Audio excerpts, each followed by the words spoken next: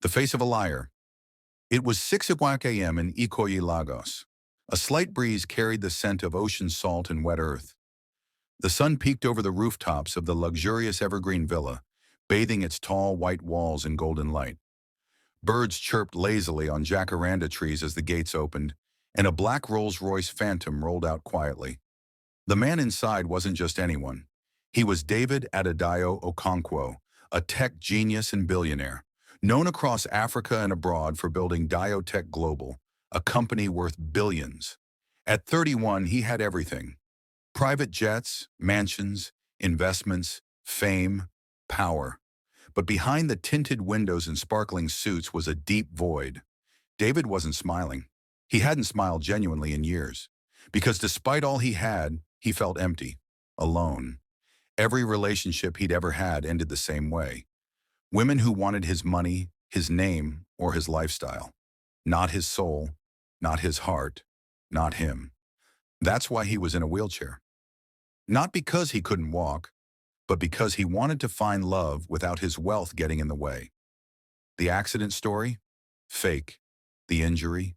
Fabricated. The wheelchair? A tool to hide the truth. For 2 years, the world believed David was paralyzed from the waist down after a car crash. But in reality, he could walk just fine. Only 3 people knew his secret. Tunde, his loyal assistant Aisha, a trained nurse who played the part Mama Kuti, his housekeeper, who treated him like her own child. They had all signed strict confidentiality agreements. None of them would dare betray him. David lived quietly now, away from headlines and social circles. His identity was carefully hidden.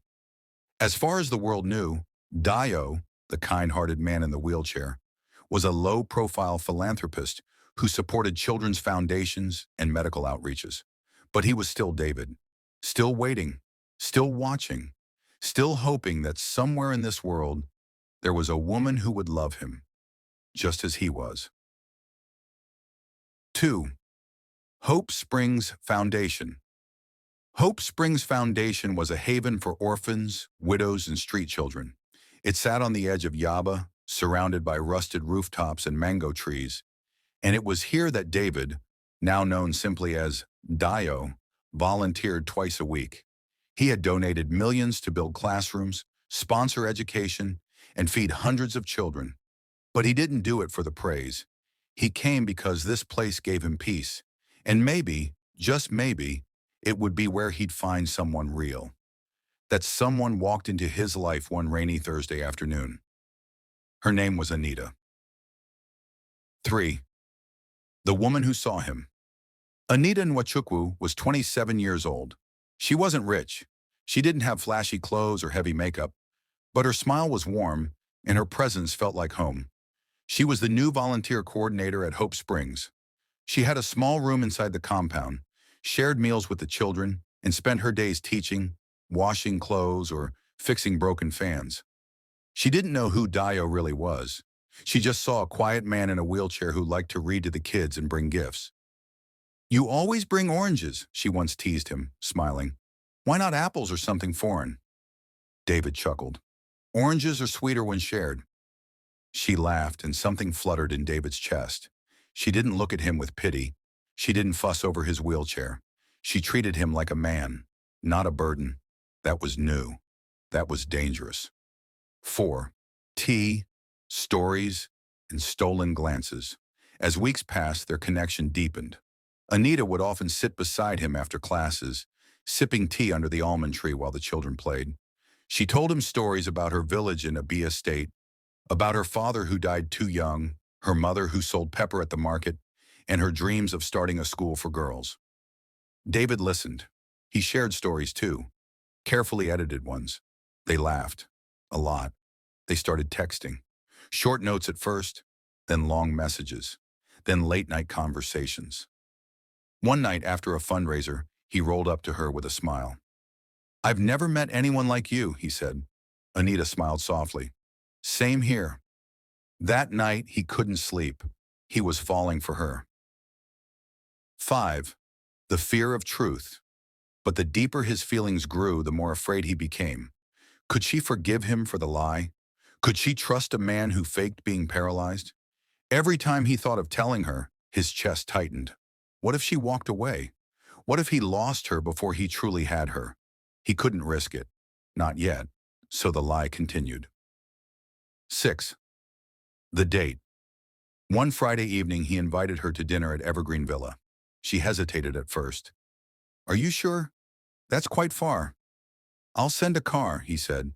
She arrived in a simple blue dress. No makeup, just lip gloss and grace. David's breath caught in his throat. They dined in the garden, with soft lights and slow music. Mama Cootie cooked jollof rice, grilled chicken, and pepper soup. They ate, they talked, they laughed. At one point, he reached out and touched her hand gently. She didn't pull away. "Anita," he said quietly, "have you ever been scared of falling in love?" She looked at him. "Yes, every time.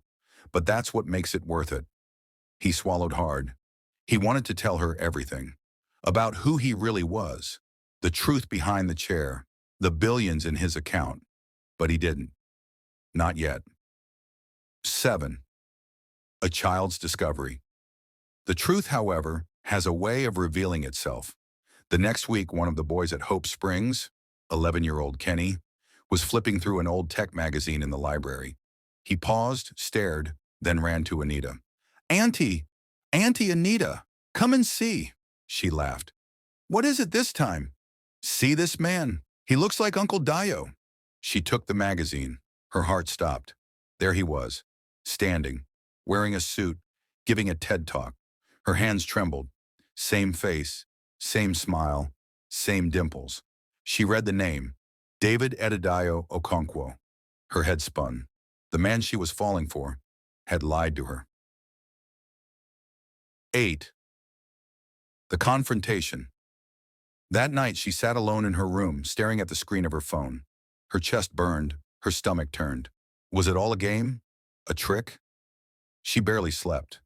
The next day, when David arrived at Hope Springs, she didn't greet him. He noticed immediately. "Anita, are you okay?" She looked at him, eyes sharp. "Who are you?" He froze. "What?" She held up her phone. "You're not just Dio, are you? You're David Edidayo Okonkwo, the billionaire, the tech mogul, the man who can walk." Silence. David looked away. "I was going to tell you." "When?" "I wanted to be sure. I needed to know if you liked me. Not my name or my money." Tears welled in her eyes. "So you lied to me, every day. It wasn't meant to hurt you." "But it did," she whispered. He rolled back, pain on his face. "Anita, please." But she turned and walked away. 9. The emptiness returns. Days passed, weeks. Anita didn't reply to his messages. She avoided his calls. She stopped coming to Hope Springs. David sat alone in his sunroom, staring at the garden. He felt cold again, alone again. He had lost the one thing he was truly looking for. Not because of who he was, but because of how he hid it. 10. A letter. One evening, Mama Cootie handed him a sealed envelope. "It came for you, Olga." He opened it. It was a letter from Anita. "David, I don't know what hurts more, that you lied to me or that I believed every word. But I've thought deeply, and I know you didn't lie to mock me. You lied because you were scared, just like I've been scared all my life. I don't know if I can trust you again, but I do know. I miss you, and I still care. Anita." David closed the letter. His chest ached, but his eyes, for the first time in weeks, had hope. Silence between two hearts. It had been 11 days since David last saw Anita. 11 slow, dragging days. The mornings at Evergreen Villa were quiet now. The sunlight still bathed the white curtains. The cook still made his favorite meals. The birds still sang. But everything felt different. Anita's absence was a hole that nothing could fill. He sat in his sunroom holding the letter she had written, reading it for the 100th time. Her words, though gentle, carried pain, disappointment, betrayal. David had lied. Yes, it came from fear. Yes, he had his reasons. But in the end, he had broken her trust. Now all he had left were memories. Memories of Anita laughing at the children's jokes, her voice reading bedtime stories, her hand brushing his, her eyes full of fire and faith. He couldn't lose her. Not now. Not like this. 2. A truth too long hidden. Tunde, his assistant, knocked gently on the door. "Oga," he said, stepping in. "I just got word. Anita has moved out of Hope Springs. She returned to her sister's house in Surulere." David blinked. "Did she say why?" Tunde hesitated. "They say she needed space, that she needed time to heal." David stood up from his chair. Yes, stood. His secret was out. There was no need to pretend anymore. "Book me a meeting with the Hope Springs board," he said. Tunde looked surprised. "You want to go public?" David nodded. "Yes, no more hiding. The world needs to know the truth, and so does Anita." 3. The press conference. 3 days later, every major news outlet in Nigeria received a private invite. Press conference, Evergreen Villa, 10 a.m. Saturday. Nobody expected what came next. As cameras rolled and microphones clicked, David walked onto the stage. Yes, and walked. No wheelchair, no brace. Just the billionaire, fully upright. Reporters gasped. Some blinked in shock. One woman whispered, "He can walk?" David faced the crowd. "For 2 years I lived in a wheelchair, not because I had to, but because I chose to." He paused. "I faked a car accident. I faked a disability. I stepped out of the spotlight and became someone else, just to find one thing my wealth couldn't buy: true love." He looked directly at the cameras. "I know what I did was wrong. I deceived the world. But I was tired. Tired of women loving my bank account instead of my soul. Tired of being alone. And when I met a woman, a real woman, kind, smart, compassionate, I wanted her to love me for who I am, not what I own." He stepped back. "If that woman is watching this, I'm sorry." Then he walked off the stage. 4. Social media explosion. Within minutes, hashtags began trending. David can walk, shock your secret billionaire, did it for love, shock your hope or hoax. The world was divided. Some called him a manipulator. Others called him brave. Some laughed, others cried. But one thing was clear. Nobody could ignore what he'd done. And somewhere in Surulere, sitting in her sister's living room, Anita watched everything. Her hands trembled as the screen froze on David's face. Not Dio, not the man in the wheelchair, but the real David. She didn't know whether to cry or scream. 5. Anita's battle. The days that followed were heavy for Anita. Friends called. Journalists chased her. News vans parked outside their compound. Her sister tried to shield her from the noise, but it wasn't easy. "Why would he do this?" Anita kept asking. Her heart was split in two. One part of her hated the lie, the betrayal, but the other part still missed him, still remembered his gentle eyes, still remembered how her heart danced every time he wheeled into Hope Springs. Could she forgive him? Was love enough? 6. David's visit. One rainy Thursday afternoon, David knocked on the gate of the Surulere compound. It was Mama Cootie who convinced him. "Go and fight for her, my son," she had said. "Love that doesn't fight is love that fades." Anita's sister answered the gate. Her eyes widened. "You shouldn't be here," she said. "I know," David replied, soaking wet. "But I need 5 minutes, please." The sister hesitated, then let him in. Anita was sitting by the window. When she saw him, she stood stunned. He looked different, older, sadder, but somehow stronger. "I had to see you," David said, voice low. She folded her arms. "So now you just walk around like nothing happened?" "No," he said. "Everything happened. And I take responsibility." "You lied to me, David." "I know. You looked into my eyes and let me pour out my heart. And you lied." "I was afraid." Anita's voice cracked. "So was I. But I still chose to trust you." Silence. Then David stepped closer. "I love you, Anita. I don't know if that means anything now, but I love you. Not for a moment, for life. And I'm begging you, give me another chance. Tears welled in her eyes. "I don't know if I can," she whispered. He nodded slowly, handed her a small letter, and walked out. 7. The letter. Later that night, Anita opened the letter. "Anita, I could write you pages, but it won't change the past. So I'll write only this. You are the first person who ever made me want to be honest. I was wrong. I was weak, but every laugh, every moment with you was real. If you ever find it in your heart to forgive me, I'll be waiting. Always. David." The turning point. Anita didn't sleep. She walked to her window and stared at the stars. She remembered the first time she saw him smile. She remembered the bedtime stories. She remembered the night they danced in the garden. And despite everything, one truth remained. She still loved him. But love wasn't enough. Not without truth. Not without trust. She needed proof that he had changed. That this wasn't another trick. 9. The public apology.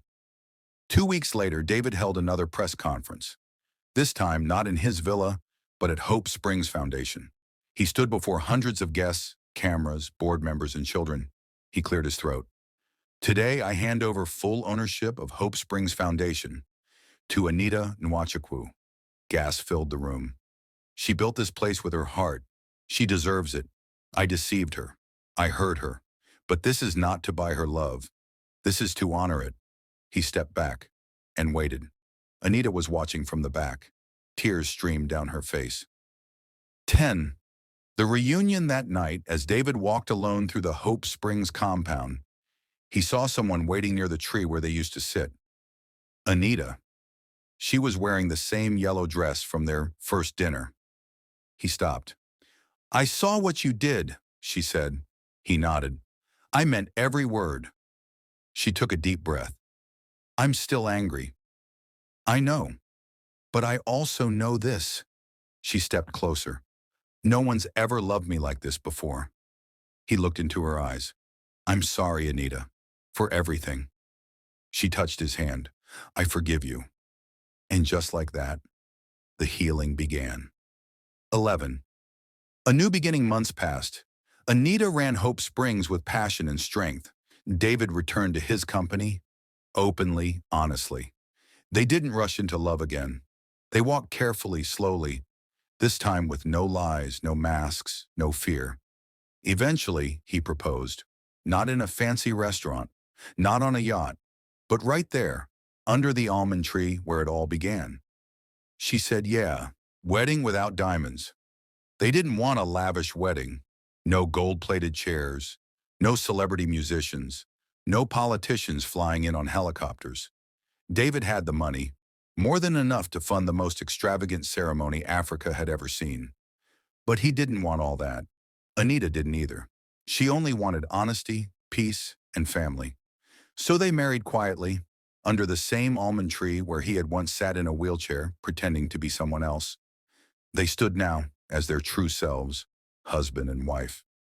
Only close friends. The children from Hope Springs and the foundation's staff attended. Mama Cootie cried the most. "You both suffered, eh?" She sniffled into her wrapper. "But look at you now." David wore a cream-colored native attire, hand-woven from abakaliki cotton. Anita wore a soft lace gown her late mother had once sewn for her elder sister's wedding. She had adjusted it to fit. As David slid the ring on her finger, Anita whispered, "This time, no secrets." David's voice cracked. "Only truth. Always." 2. Media mayhem. But while their wedding was quiet, the world outside was loud. The media couldn't stop talking about it.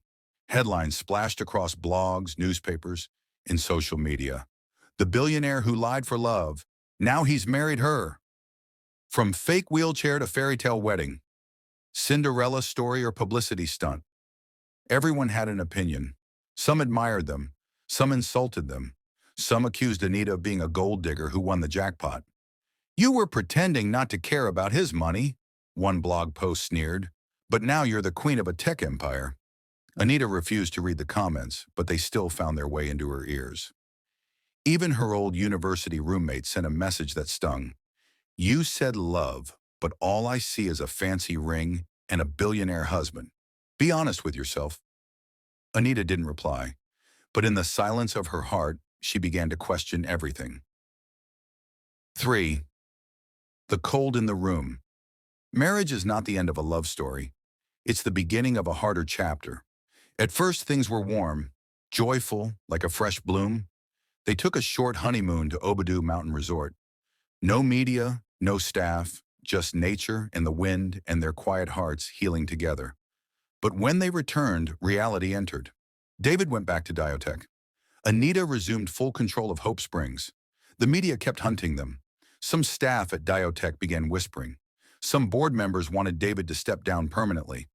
He faked a disability, one investor told the press. How can we trust a man who lied to the world? David tried to stay calm, but stress wore on him. He came home late, eyes tired, face pale. Anita waited at the dinner table some nights with untouched food.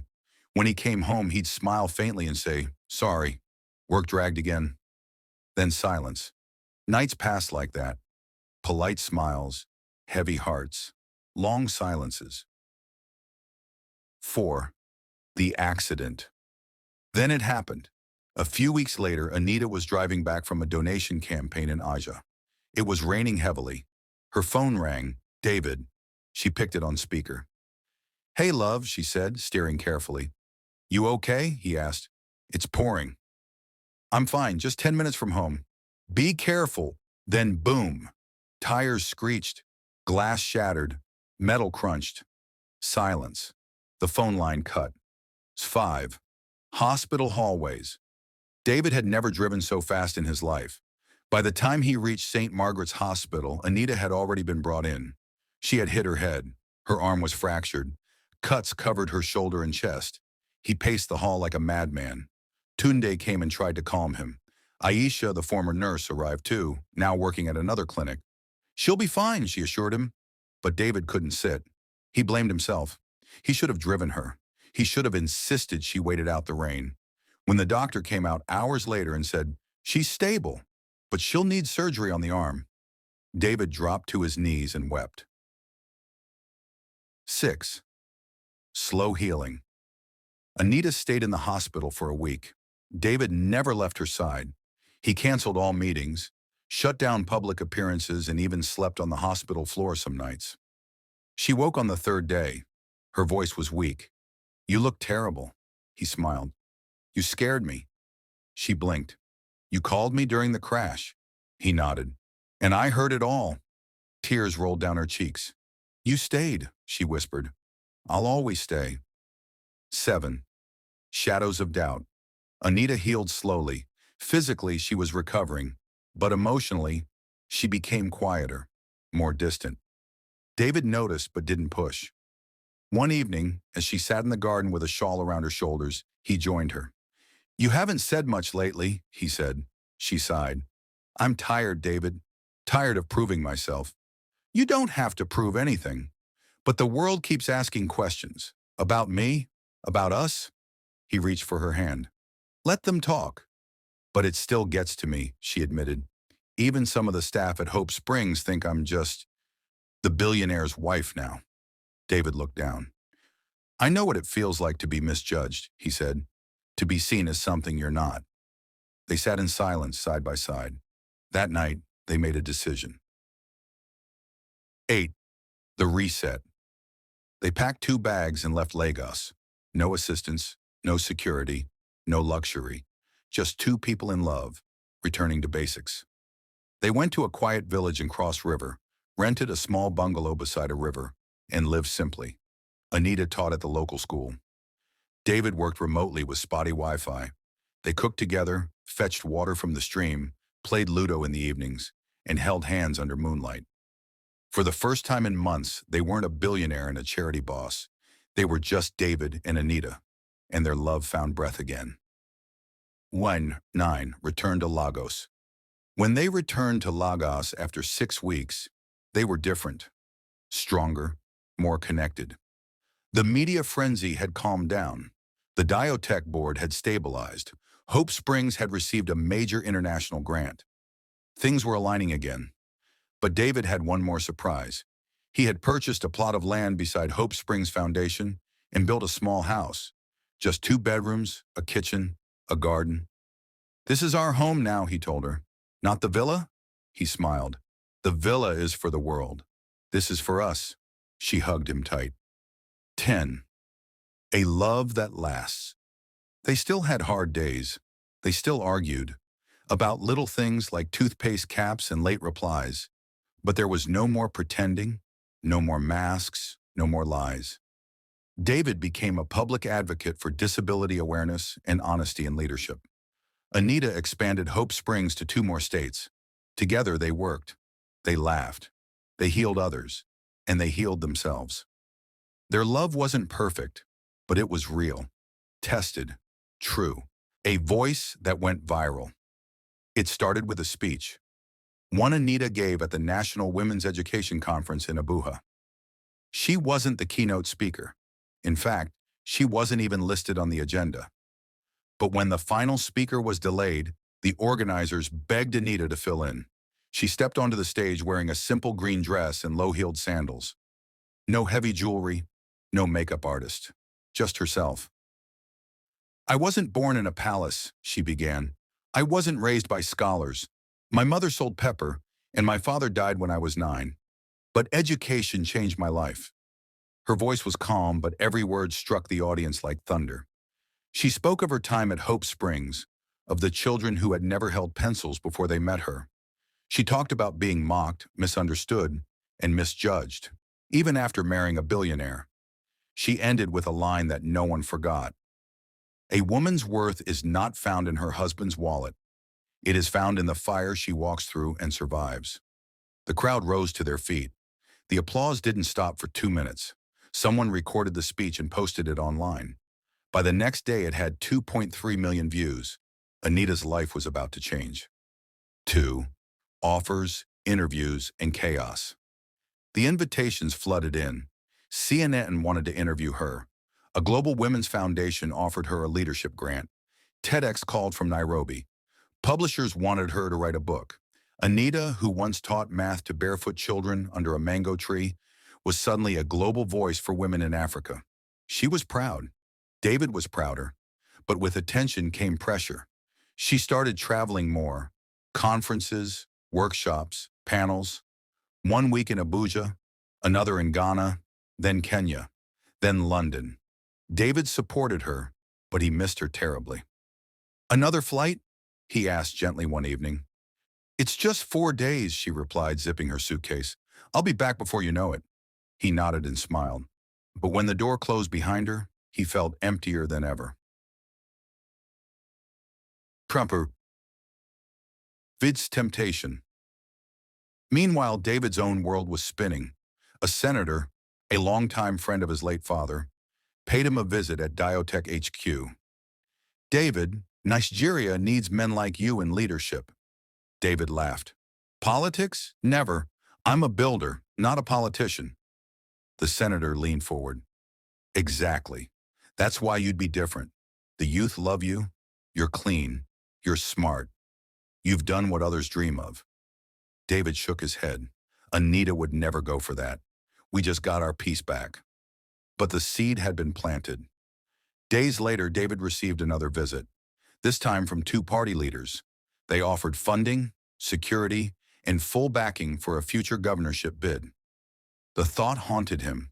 Could he do more? Could he help fix the broken systems? He talked to Tunda. "I thought I left the spotlight for good," he said. Tunda nodded. "But what if this is the spotlight chasing you?" 4. Love on different roads. By the time Anita returned from London, David had already met with political advisors. She noticed the change. "Why are there strangers in our living room?" she asked one evening. "They're consultants," he said slowly. "For what?" He hesitated. "I'm considering something. Running for office." Her heart sank. "David." He quickly reached for her hands. "I haven't decided, but I feel like I have something to offer. With the right platform, I could make real changes." Anita pulled away gently. "That's not what we agreed on." We were building from the ground, quietly, no noise, no politics. I know, but things are changing. You're changing too. What's that supposed to mean? You've been away more than you've been home, Anita. So now it's my fault? I didn't say that. Silence. She stood up, eyes glistening. Don't run, David. Not now. Not when we're still healing. He looked at her, torn. I'll think about it. But they both knew the decision was already forming inside him. 5. The party at the villa. One Saturday evening, David hosted a private fundraiser for orphan children at Evergreen Villa. It doubled as a soft launch for his possible political career. The villa sparkled. The guests were powerful. Media buzzed around the gate. Politicians, businessmen, and celebrities sipped wine beneath chandeliers. Anita walked in quietly, wearing a navy blue dress and a tired smile. She stayed in a corner most of the night, barely speaking. She felt like a stranger in her own life. The David standing on the stage, making promises, shaking hands, laughing loudly, wasn't the man who once held her close under the village stars. He had become someone else. Or maybe he had returned to who he always was. 6. Fight night. They argued that night, the biggest fight of their marriage. You didn't even tell me you'd be announcing tonight, she said. I didn't plan to, but you did it anyway, in front of everyone.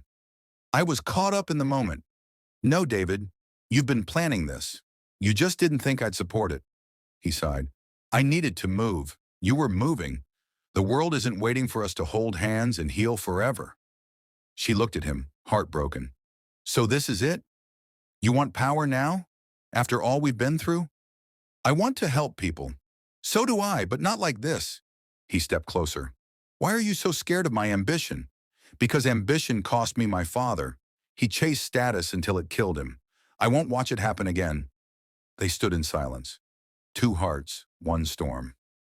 7. Anita's escape. The next morning, Anita packed a small bag and returned to Hope Springs. She didn't say, I'm leaving you. She just said, I need to breathe. David didn't stop her, but when the door closed, something inside him cracked. 8. Alone again. Days passed. David continued his campaign preparation. TV stations called. Radio stations aired his old interviews. Support grew. But at night, he lay in bed alone, staring at the ceiling, replaying Anita's words. Tunde noticed his silence. Maybe it's not too late, he said one evening. Maybe the right kind of love requires sacrifice. David looked at him. What if I step down, he whispered. Then do it before the world chooses for you. 9. The choice.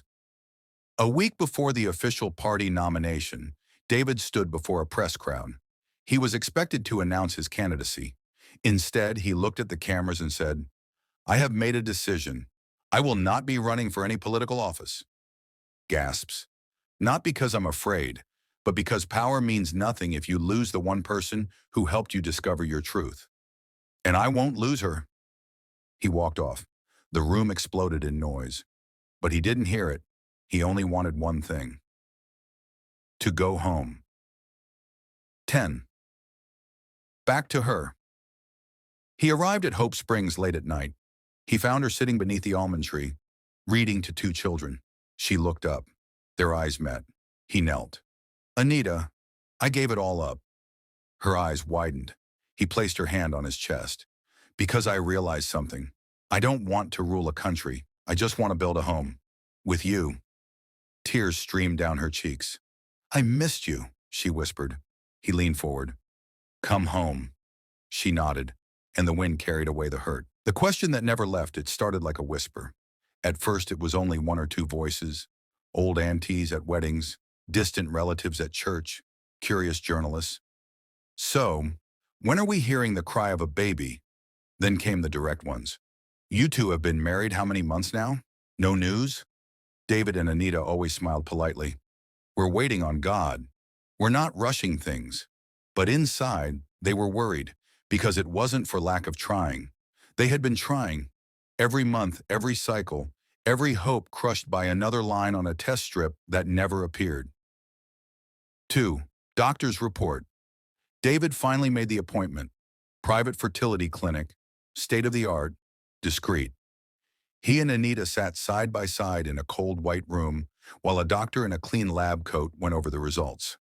Mr. and Mrs. Okonkwo, he began gently, we've run all necessary tests. Physically, both of you are healthy. There's no structural or hormonal reason why conception hasn't occurred yet. Anita blinked. Then what's wrong? The doctor smiled softly. Sometimes nothing is. Some couples take longer. Stress, environment, timing. I suggest trying a few more months with medication support, and if that doesn't work, we'll explore assisted options. Outside, David held her hand. We'll walk through this, together. Anita nodded, but her heart was heavy. 3. Mother-in-law's visit. David's mother, Madame Oloremi Okonkwo, visited 2 weeks later. She came with 3 boxes of food, 4 pieces of lace, and 10 prayers for grandchildren. You know I'm not getting younger, she said, sipping pepper soup. Anita smiled gently. We're trusting God, Mom. Yes, yes, trust him quickly.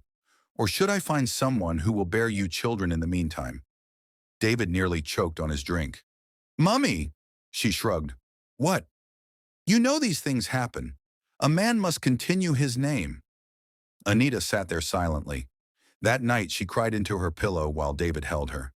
Don't listen to her, he whispered. You are enough. But she didn't feel enough. 4. A hidden struggle. Anita began pulling away. She avoided public events, skipped interviews, declined offers. She spent longer hours at Hope Springs, pouring herself into the children, as if proving she could mother someone, even if not her own.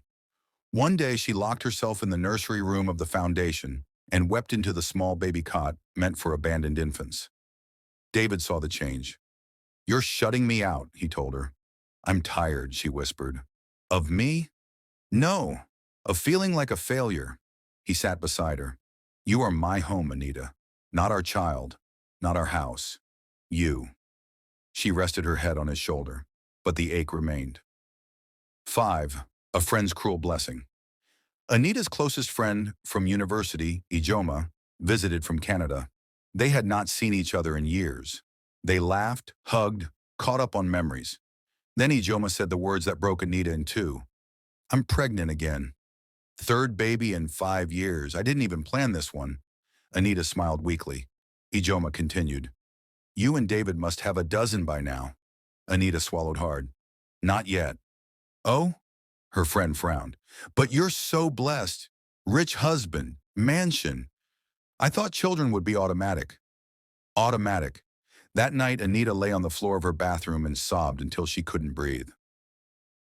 Chapter 6. The Escape to Faith. Anita left Lagos for 3 weeks. She didn't tell anyone where she was going, not even David.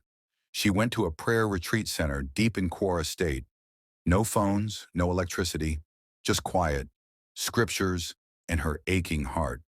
She cried during worship. She screamed during midnight prayer. She wrote letters to a child she didn't have yet. Dear baby, I don't know your name, or your eyes, or your laugh, but I love you. Even if you never come, I still love you. 7. David's fear. When she left, David panicked. He thought she was leaving for good. He barely ate, couldn't sleep. He stood at her wardrobe, hugging her scarf and crying into it. Even Tunde noticed. You need to go and get her. But what if she doesn't want me anymore? Then fight for her, again. 8. The reunion. 3 weeks later, Anita returned. David ran out to meet her at the gate. He held her like a drowning man clings to land. I thought I lost you. She looked up at him, calm but tired. You never lost me. I just needed to find myself again. That night, they sat on the floor of their small home beside Hope Springs.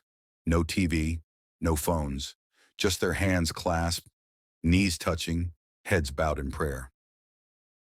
Chapter 9. A new kind of family. They made a decision. If a biological child didn't come, they would still be parents. To many, they filed papers to adopt 2 children, a baby girl from Jos and a 5-year-old boy from a broken home in Kaduna. When the day came to pick them up, Anita dressed the little girl in a pink dress with white socks. David lifted the boy into his arms and said, "Welcome home." 10. Full circle. Months later, they stood under the almond tree once again, this time with 2 children in their arms and joy in their hearts. Anita looked at David and whispered, "Maybe some seeds take time, or maybe they were just never meant to grow in the womb." David kissed her forehead. "But they still grew, in us." And in the laughter of children and the strength of love tested by fire, their family became whole. The fuse before the fire. Anita knew something was wrong before it happened. It wasn't the way David looked at her. He still looked at her like she held the sunrise in her palms. It wasn't in his touch. His fingers still found hers beneath dinner tables and whispered, "I'm here." But the silences were growing heavier, the laughter less frequent, and the look in his eyes when he thought she wasn't watching, haunted. "David," she asked him one night as they lay side by side, "is there something you need to tell me?" He turned to her with tired eyes and kissed her forehead. "Everything is fine." But it wasn't. Not even close. 2. The man who knew too much, Tunde, had seen too much. He had known David since the early days of Diotech, back when they shared noodles and chased investor dreams from one cramped apartment to another. But now things were different. David was hiding something. It wasn't just about the wheelchair lie anymore. Tunde had long since let that go. No, this was something deeper. A box David had locked in the basement of his soul, and Tunde had just opened it. By accident. 3. The file. The folder was left in the main study, labeled simply Lola. Tunde hadn't meant to open it, but when the wind blew it off the shelf and its contents spilled across the floor, the names, the pictures, the court papers, it felt less like snooping and more like destiny. David Adedayo Okonkwo had been married before, to a woman named Lola Mofe Okonkwo. Their marriage had ended 5 years ago. No one had known, not even Anita. But that wasn't the part that made Tunde's blood run cold. It was the medical report attached at the bottom. Client unable to conceive. Uterine lining permanently damaged. Recommendation, surrogacy or adoption. And scribbled on the margin, in David's handwriting, "What if I can never have children? Will anyone love me? If I can't give them that?" Tunde felt like he was holding a bomb. 4. The decision. Tunde didn't want to be the villain, but he also couldn't stand back and watch Anita build a future on lies. Not when she had fought so hard for truth. So he did what he thought was right. He invited her to lunch. 5. The exposure. The sun was soft and golden as Anita stirred her glass of Zobo. The cafe in Victoria Island buzzed with life, but her mind was elsewhere. Tunde sat across from her, unusually quiet. "Tunde, why did you ask me here?" she finally asked. He sighed and slid the folder across the table. "What's this?" "Something you need to see. I didn't want to be the one to show you, but if David won't tell you, then someone has to." She hesitated, then slowly opened it. Her eyes scanned the documents. Photos, wedding certificate, medical reports, court filings. Her hands began to shake. She reached the final paper. A photo of David and Lola holding hands outside a hospital in India. A memory from another life. She felt like she couldn't breathe. "I thought you should know," Tunde said gently. She looked up, her eyes wet. "Thank you. I need to be alone." And she left. 6. The confrontation. David was in his home office typing away at the next phase of Hope Springs' digital education rollout when Anita walked in, holding the folder in her trembling hands. He froze when he saw her face. She placed the folder gently on the desk. "You were married?" He nodded slowly. "Yes. And you didn't tell me." "No." She swallowed hard. "Why?" David stood and walked around the desk, but she stepped back. "Because I didn't want to lose you," he said. "I didn't know how to explain it. I thought I'd have time." "You thought lies would protect us?" "No, I thought silence would." She laughed bitterly. "That's not love, David. That's fear." "I was ashamed, Anita. Not of Lola, but of myself, of how it ended, of what I became after her." Anita crossed her arms tightly. Did you love her? Yes. Do you still? No, but I never stopped carrying the guilt. She stared at him. And the infertility? David lowered his eyes. It's me too. The doctors said I may never father children. That was the final blow. Not because of the infertility, but because he had hidden something that monumental from her. She had begun dreaming of children, of being a mother. She turned away. I can't do this right now. He reached for her. Please, Anita, don't. I just need air, she whispered. And then she was gone. 7. The night that broke them. David sat by the door all night. He didn't sleep. He didn't eat. He just waited. Waited for her footsteps, her keys, her voice, but they never came. In the children's room, Joshua asked, Where's Mummy? David whispered, She's just resting, champ. She'll be back. But even he didn't believe it. 8. The note in the morning. A note lay on the kitchen table. David, I love you, but I need space. I need truth. And I need to remember who I am without this pain. Don't look for me. I'll return when I'm ready. Anita 9. Aftermath. Tunde entered the villa 2 days later and found David still sitting on the floor by the front door. She's gone, David said. I know. David turned his hollow eyes toward him. You gave her the file. Tunde didn't deny it. I did. David didn't yell. He didn't curse. He just nodded and whispered. Maybe it's what I deserved. 10. Beginning of exile. Anita took nothing but her Bible, her journal, and a small bag of clothes. She didn't go far, just far enough to be unreachable. The mission house welcomed her in silence. No press, no noise, just peace. And slowly the healing began. 1. A bed with too much space. The night after Anita left again, David lay in bed staring at the ceiling. The house was quiet, too quiet. No sound of her brushing her teeth, no whispers of her prayers, no arms reaching for him in the dark. Even the children asleep in their rooms seemed to know something had changed. The ceiling fan whirred above him. He closed his eyes and whispered, Please, God, bring her back to me. But the silence replied. And silence, David had learned, was not absence. It was distance. Emotional, spiritual, and terrifying. 2. The place she ran to Anita didn't go far.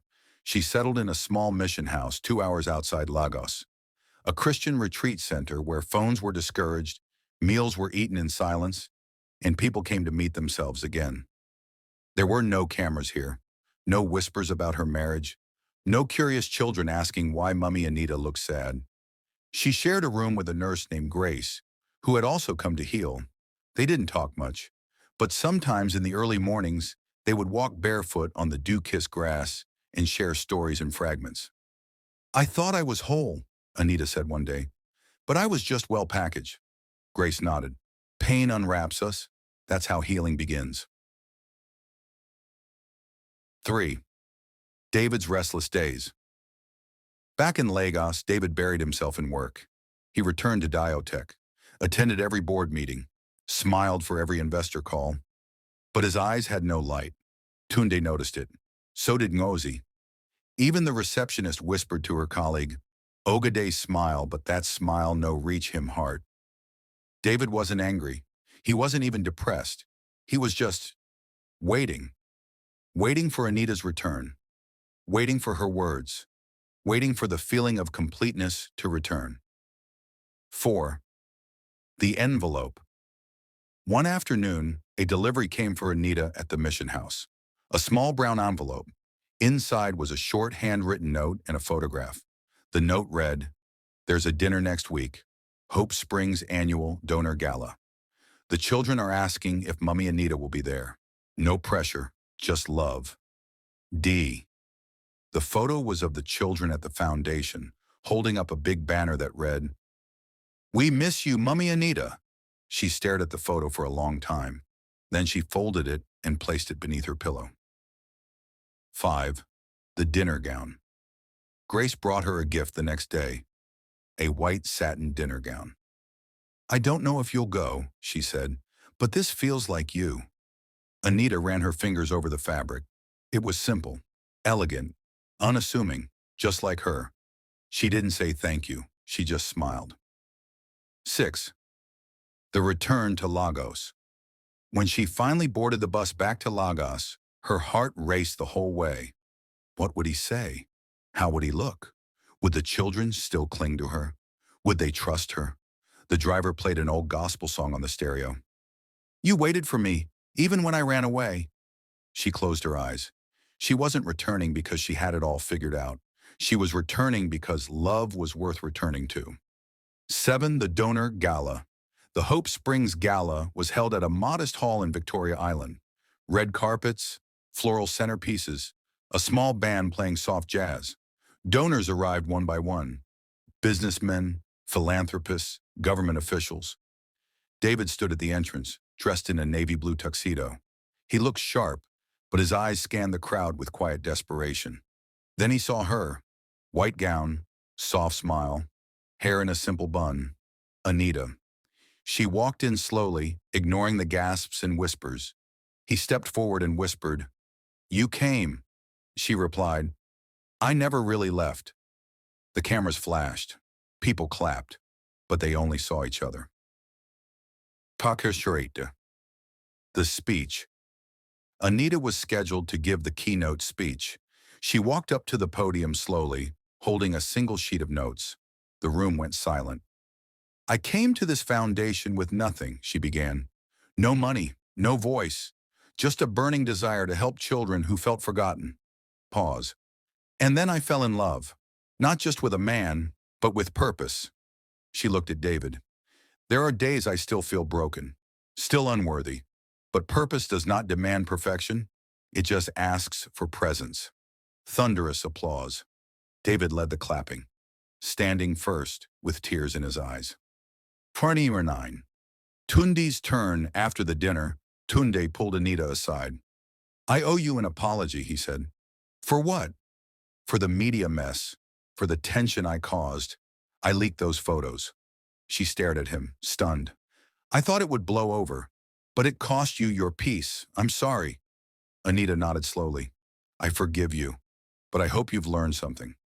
I have, he said. Don't gamble with people's lives to save your career.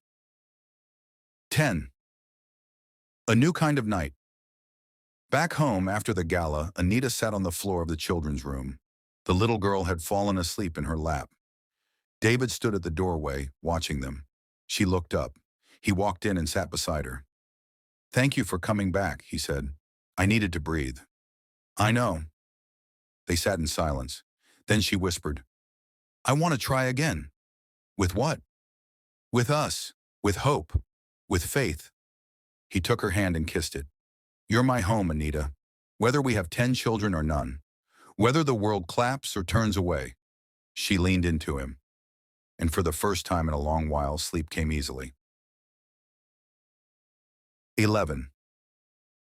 The interview. A week later, a major news outlet invited Anita for a one-on-one interview. Tell us, the journalist asked, how did you survive the pressure, the scandal, the infertility, the doubt?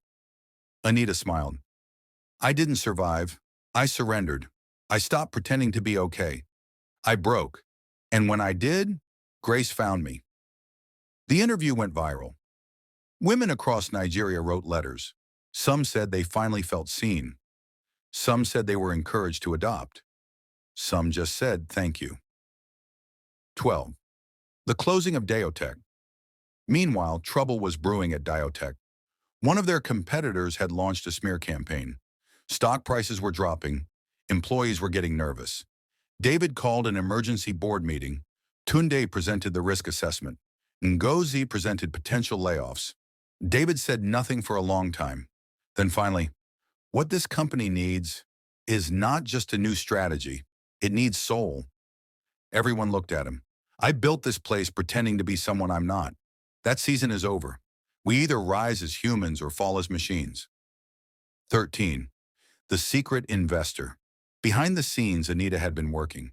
She reached out to a wealthy donor from the gala, Madam Ojikutu, a respected investor in green tech. Diotech is worth saving, Anita told her. It has the right heart. It just lost its way. Madame Ojikutu smiled. Sometimes all a man needs is a wise woman at his side. 2 weeks later, she bought 12% of Diotech's shares, enough to stabilize the company. She named Anita her personal advisor.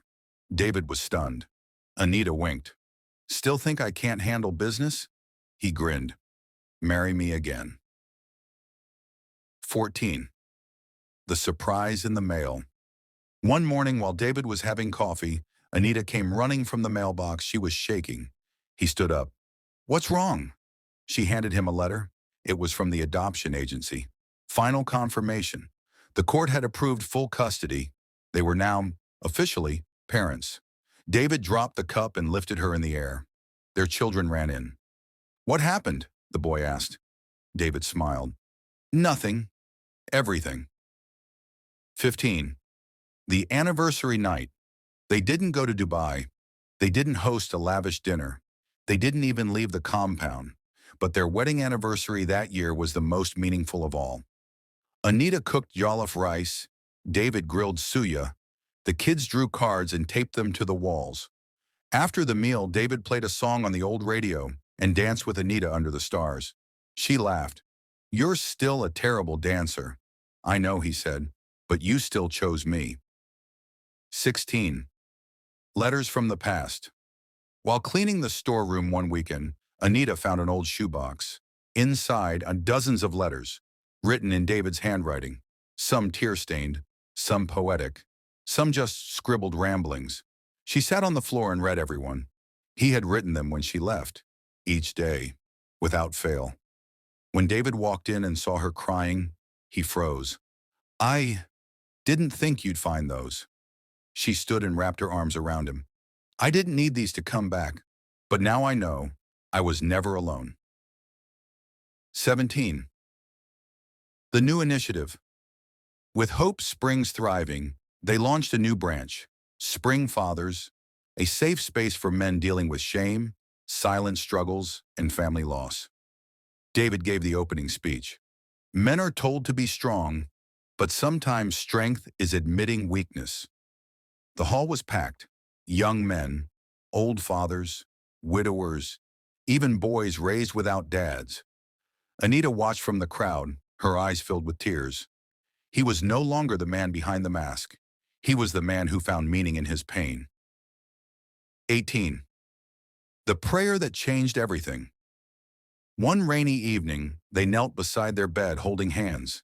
Anita whispered, Thank you, God, not just for what we have, but for what we lost.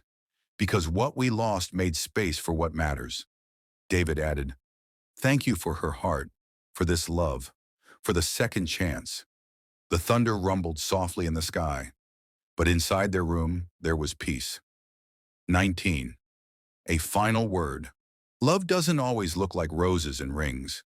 Sometimes it looks like long silences, like apologies in the form of handwritten letters, like suya and jollof on a plastic table under the stars. Anita and David weren't perfect, but they were true. Their love had walked through fire and come out 10 years later, Lagos had changed. The skyline stretched higher, with glass towers piercing the clouds. The chaotic traffic still snarled at peak hours, but the roads were smoother, cleaner, more intentional. Hope Springs, once a single building hidden in the quiet corners of the mainland, had become a national movement, with foundations across Nigeria's 36 states and even partners in Ghana, Rwanda, and Kenya. But on this particular afternoon, the crowd wasn't gathered for Hope Springs. They stood beneath a glittering banner in Victoria Island that read, The Inauguration of the Anita Foundation for Women and Children.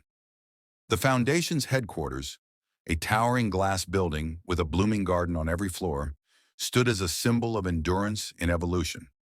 David stood outside the building, dressed in an ash-gray agbada with silver embroidery, the tips of his hair now graying at the temples.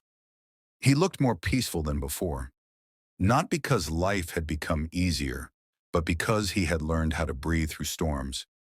Today, he was not the speaker. He was the listener, the supporter, the witness, and the woman standing at the podium, his wife, his heartbeat. Anita Okonkwo, graceful, bold, fully alive. Their daughter Zara, now 10, sat in the front row with her younger brother Joshua, a lanky teenager whose eyes mirrored his father's. They clapped with pride watching their mother, the woman who had once served zobo to orphans under an almond tree, now leading one of the most powerful humanitarian initiatives on the continent. David stood in the back, just like he had the first time he saw her speak, and he smiled. She had become more than a wife, more than a leader. She was now a symbol of redemption, of forgiveness, of what it meant to love fiercely and serve quietly, and he was still her student. That evening after the event, David returned to their home in Lekki. It was the same compound they'd lived in for years, not the fanciest, but filled with stories, echoes of laughter, and love woven into every corner. He walked into his study, where the bookshelves still held journals, photographs, and old notes. He pulled out one leather-bound book, weathered and cracked with age. His journal. It had traveled with him through everything: deceit, fear, truth, love, fatherhood. He flipped through the pages. Day 1. I am pretending to be handicapped to find real love. I wonder if it will work. He smiled sadly at that first entry. How broken he had been. How desperate. He flipped through memories. Entries written in hotel rooms, in therapy, beside hospital beds. Some were joyful. Some were stained with tears. One entry halfway in read, "She told me she forgave me today, and I believe her, but I wonder if I will ever forgive myself." He kept flipping until he reached the final blank page. He picked up his pen and wrote, "I did not find love because I lied. I found love because I repented, and I kept it because I chose her every day, even when it hurt." He closed the book and exhaled slowly. Peace. Just as the sun began to set, a black sedan pulled into the compound. David was still in his study, sipping mint tea, when the gate security called. "Sir, there's someone here to see you, with Mr. Tunda." David raised a brow. "Send them in." Moments later, Tundi stepped out of the car, looking leaner, older, but still loyal as ever. He opened the passenger door, and out stepped a woman David hadn't seen in years. Cassandra, older, wiser looking, her makeup subtle, her heels lower, her pride gone. David's breath hitched. He walked slowly toward the door. Anita was outside in the garden, watering the hibiscus plants. She turned at the sound of footsteps, her eyes locking on the familiar face. Cassandra lowered her gaze. "I came to apologize," she said, voice fragile. Anita didn't speak immediately. She looked at David, searching for any reaction. David gave a slight nod, a silent permission. Anita turned back, her voice calm. "Go on," Cassandra swallowed. "I was bitter and jealous. I was in pain, and I made you feel it. I was wrong. I used secrets to manipulate. I'm sorry." Anita stared at her for a moment, then stepped forward. "You hurt me," she said simply. "But we've healed." Cassandra burst into tears, and Anita, in the most unexpected gesture of grace, stepped forward and embraced her. The hug wasn't long, but it was heavy. It was the closing of an old chapter, a decade-long wound, finally dressed. That weekend marked their 10th wedding anniversary. David didn't take her to Paris. He didn't buy her diamonds or fly in celebrity chefs. Instead, he led her to the backyard, blindfolded. "Are you planning to kidnap me?" Anita teased. "No," he said. "Just take back something that belongs to you." When she removed the blindfold, she gasped. A garden, 12 almond trees, neatly planted, their baby leaves stretching toward the heavens. Each tree bore a small plaque with a year. 2015, the year of the lie. 2016, the year of forgiveness. 2017, the year of healing. 2018, the year of loss. Until the final tree, 2025, the year of legacy. Anita touched one of the plaques. Her hands trembled. Tears streamed down her face. She turned to him, heart full. David knelt beneath the tallest tree and said, "I came to you with broken truth, and you made me whole. I still choose you, not because I'm perfect, But because you're worth every lesson. Anita couldn't speak, so she kissed him, with everything she had left. Hope Springs had grown beyond imagination, from a single center in Lagos to a network of 19 branches nationwide. Anita now trained a new generation of female leaders, women from the streets, from broken homes, from prison, who now ran shelters, schools, and therapy centers. David, on his end, mentored hundreds of young African entrepreneurs, many of them orphans, many of them poor, all of them hungry to learn. They no longer sought applause. They sought impact. One day, Zara climbed into her father's lap and asked, "Daddy, will you run for president now?"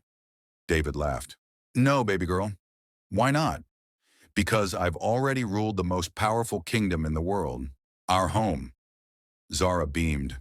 Joshua rolled his eyes playfully. But deep down, they both knew. They weren't just being raised by parents. They were being raised by purpose.